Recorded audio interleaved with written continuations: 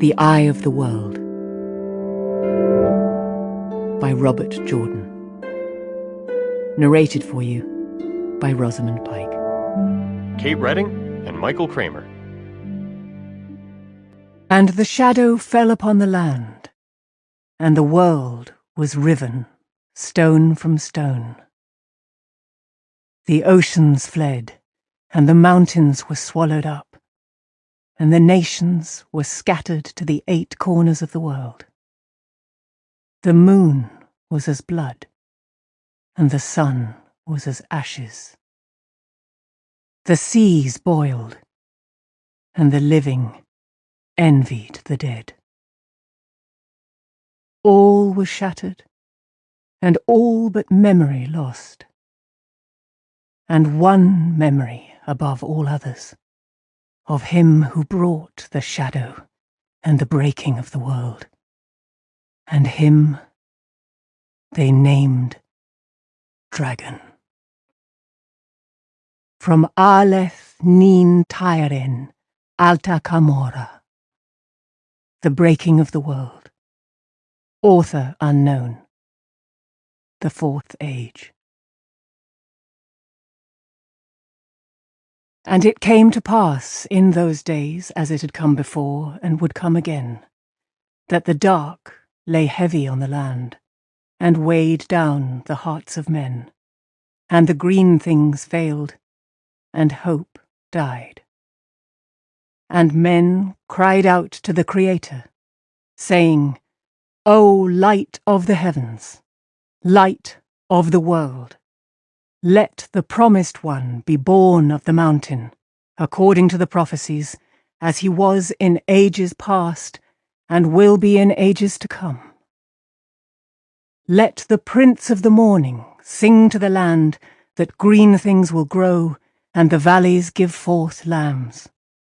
Let the arm of the Lord of the dawn shelter us from the dark, and the great sword of justice defend us. Let the dragon ride again on the winds of time. From Haral Driana Ante Calamon, The Cycle of the Dragon. Author unknown. The 4th Age. Prologue. Dragon Mount. The palace still shook occasionally as the earth rumbled in memory, groaned as if it would deny what had happened. Bars of sunlight cast through rents in the walls made motes of dust glitter where they hung in the air. Scorch marks marred the walls, the floors, the ceilings. Broad black smears crossed the blistered paints and gilt of once bright murals, soot overlaying crumbling friezes of men and animals, which seemed to have attempted to walk before the madness grew quiet. The dead lay everywhere. Men and women and children struck down in attempted flight by the lightnings that had flashed down every corridor, or seized by the fires that had stalked them, or sunken into stone of the palace, the stones that had flowed and sought, almost alive, before stillness came again. In odd counterpoint, colorful tapestries and paintings, masterworks all, hung undisturbed, except where bulging walls had pushed them awry. Finely carved furnishings, inlaid with ivory and gold, stood untouched, except where rippling floors had toppled them. The mind-twisting had struck at the core, ignoring peripheral things. Luz Therin Telamon wandered the palace, deftly keeping his balance when the earth heaved. Ilyena, my love, where are you? The edge of his pale gray cloak trailed through blood as he stepped across the body of a woman, her golden-haired beauty marred by the horror of her last moments, her still-open eyes frozen in disbelief. Where are you, my wife? Where is everyone hiding? His eyes caught his own reflection in a mirror hanging askew from bubbled marble.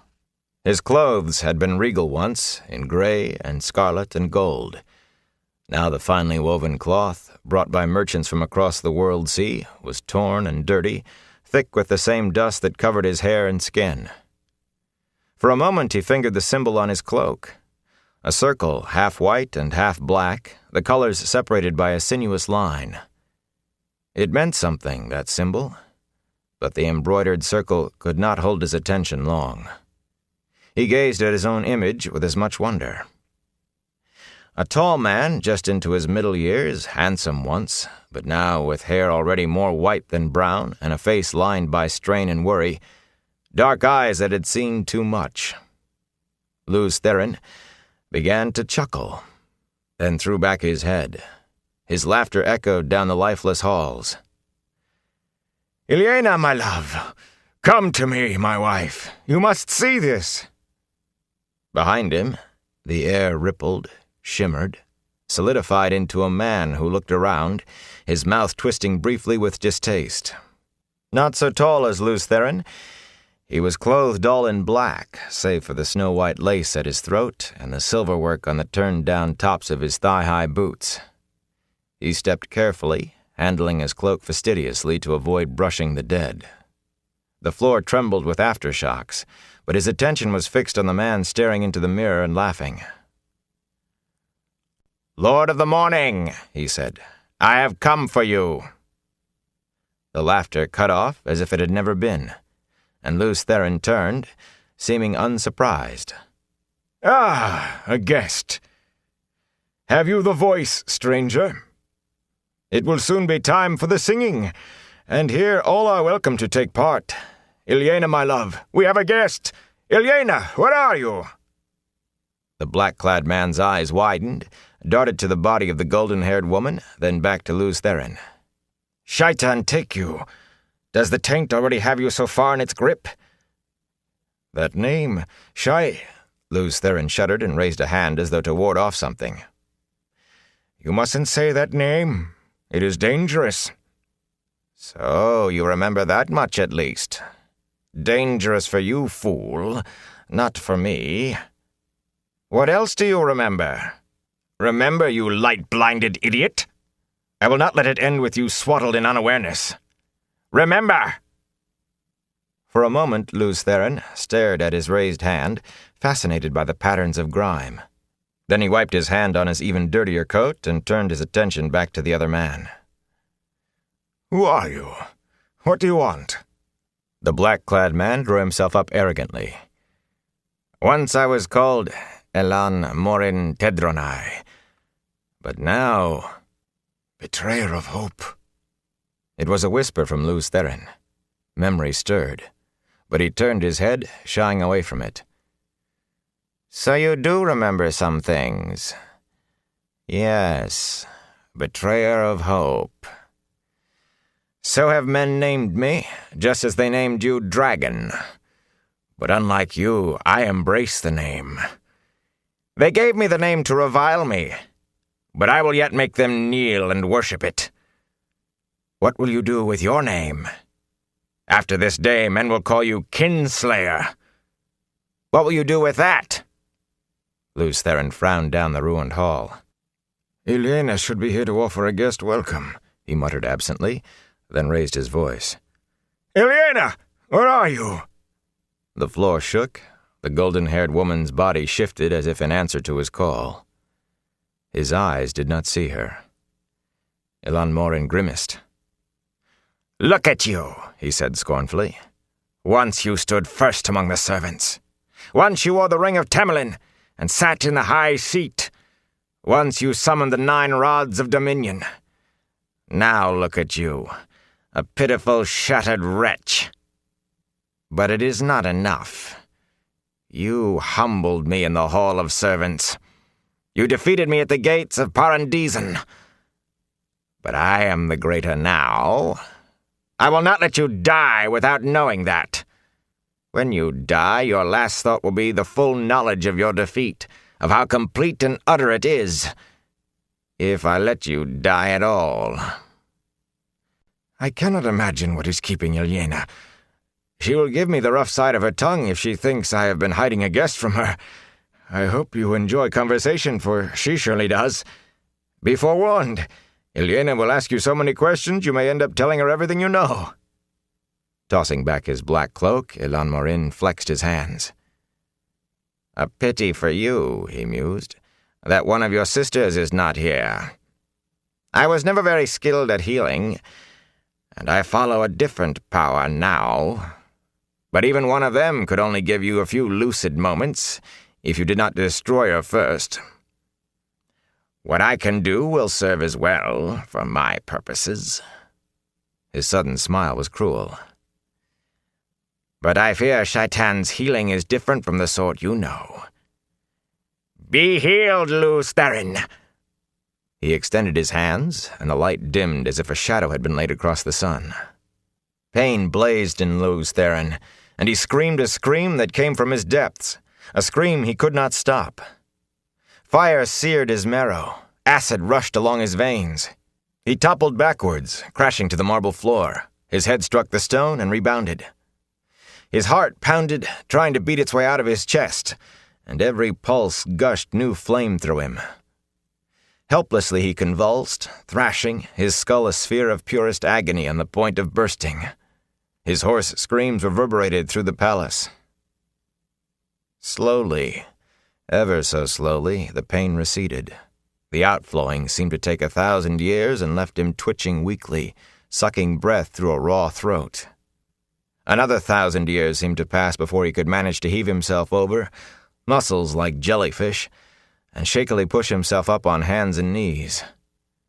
His eyes fell on the golden-haired woman, and the scream that was ripped out of him dwarfed every sound he had made before. Tottering, almost falling, he scrabbled brokenly across the floor to her. It took every bit of his strength to pull her up into his arms. His hands shook as he smoothed her hair back from her staring face. "Ilyena! Light, help me! Ilyena!" His body curved around hers protectively, his sobs the full-throated cries of a man who had nothing left to live for. "Ilyena, no! No!" "You can have her back, Kinslayer.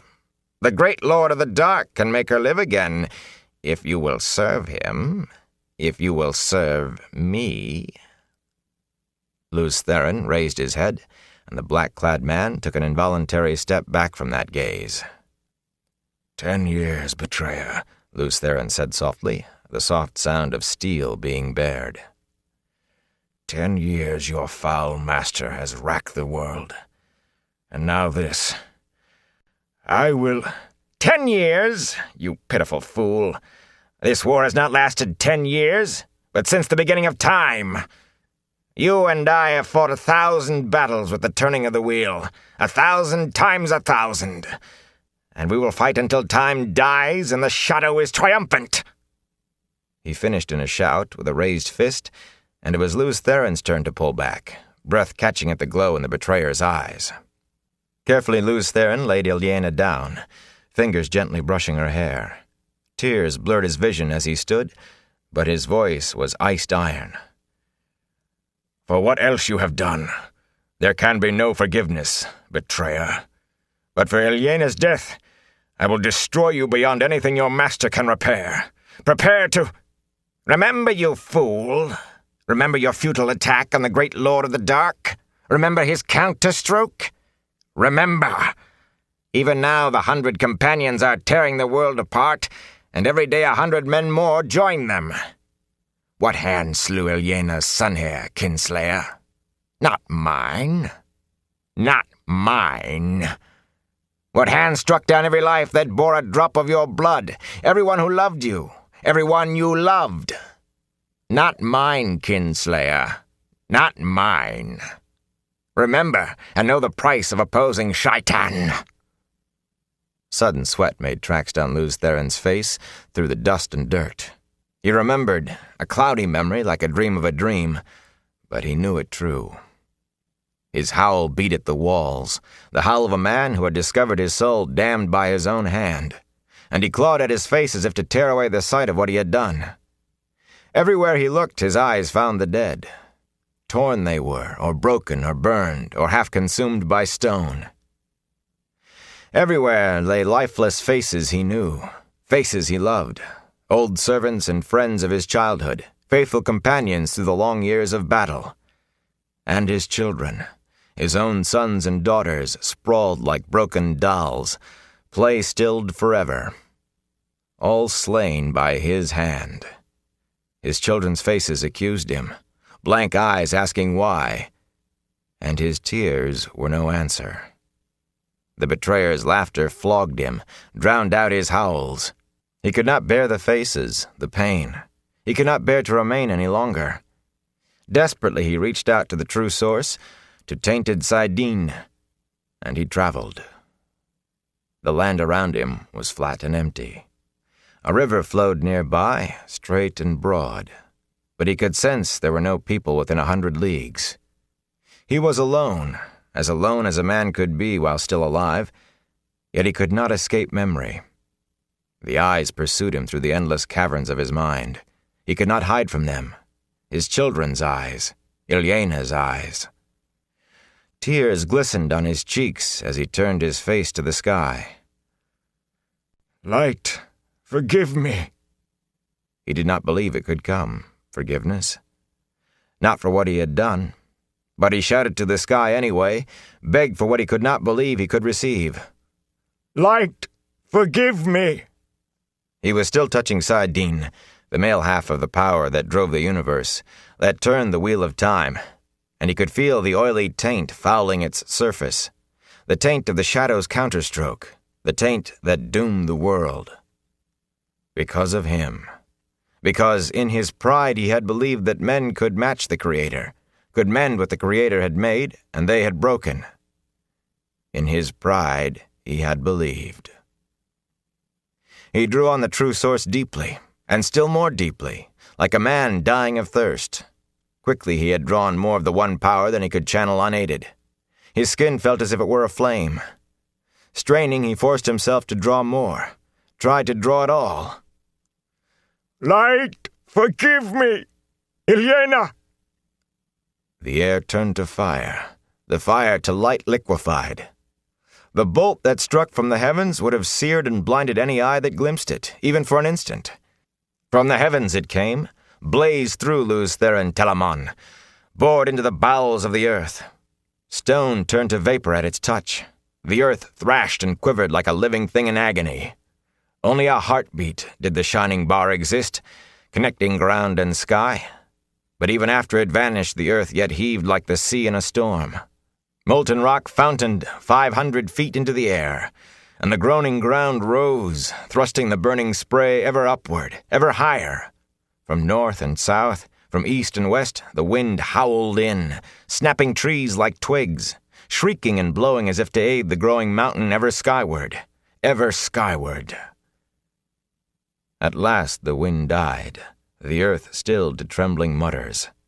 Of Luz Theron Telamon, no sign remained.